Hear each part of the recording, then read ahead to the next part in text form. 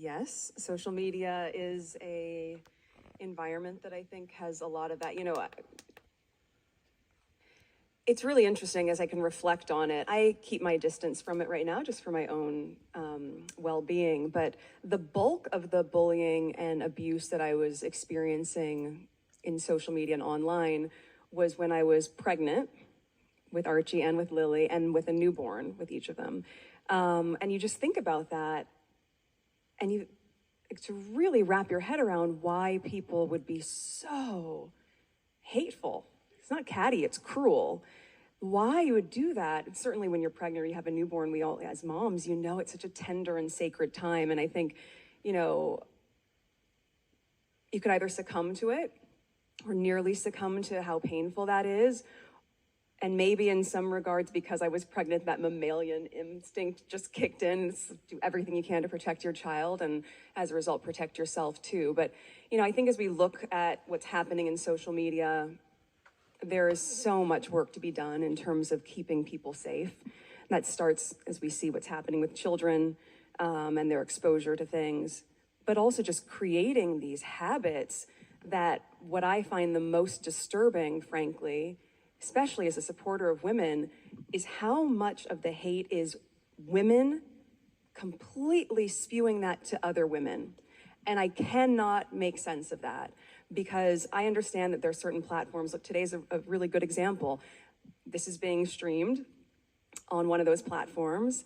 And it's also fantastic because people are going to have access to hear all of this brilliance and all of this insight. And at the same time, it's a platform that has quite a bit of hate and rhetoric and incentivizes people to create pages where they can churn out very, very inciting comments and conspiracy theories that can have a tremendously negative effect on someone's mental health, their physical safety. So I think we have to really take a look at that. And we're talking about how many women are in leadership positions, as you're saying, in broadcast.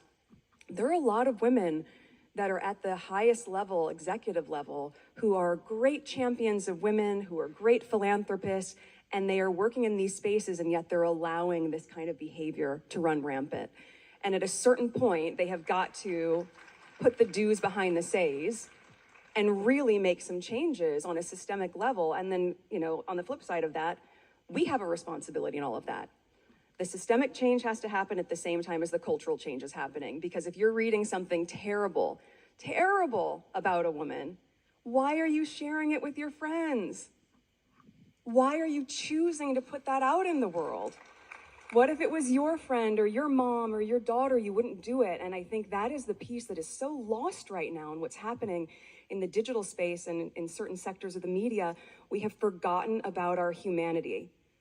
And that has got to change because I understand there's a bottom line and I understand that a lot of money is being made there. Good afternoon, everyone. I'm Shauna Neff. I'm co-executive director of the Article Foundation, and I am thrilled to be announcing today's conversation with my friend. Media is a environment that I think has a lot of that. Meghan, the Duchess of Sussex, giving a panel keynote speech, a very, very good speech. It's really resonated in my mind of everything she said, and it's a very, very good speech. Everybody should listen.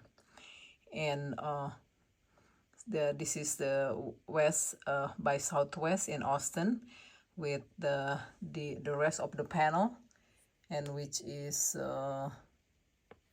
let me see,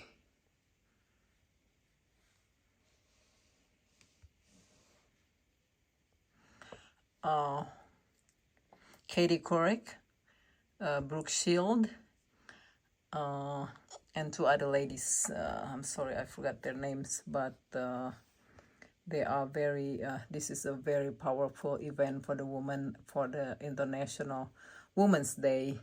And every woman should listen to this. And I agree with Duchess Meghan 100%. And I think you all should listen to her speech. It's just wonderful. It's eye-opening. So okay, it's Duchess Meghan, Meghan, the Duchess of Sussex, Katie Couric, Brooke Shield, Nancy Ewan, and Aaron Hines. So they deserve to be announced, all the names. So I suggest, I hope everybody listen to Meghan's speech. It's very powerful.